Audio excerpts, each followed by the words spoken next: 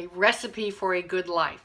Take a walk every day in nature. Set in silence for 10 minutes at least a day. When you wake up in the morning, finish this statement. My purpose is to, today, and I am thankful for. Eat more foods that come from the earth. Make 3 people a day smile, including yourself. Don't waste your energy on gossips or things you can't control. Life isn't fair, but it is still good. Don't waste your time hating anyone. Stop taking yourself so seriously. You don't have to win every argument. Make peace with your past so it does not spoil your future. Don't compare yourself to others. You are unique. Frame every so-called disaster with these words.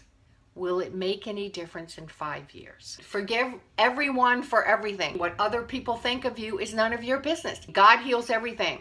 But you have to ask your Creator for help. Whatever the situation is, good or bad, it will change. Envy is a waste of time. Before you go to bed at night, complete this statement. I am thankful for today. Whatever happened in the day. Stop being so stressed out. You are blessed beyond your greatest imagination.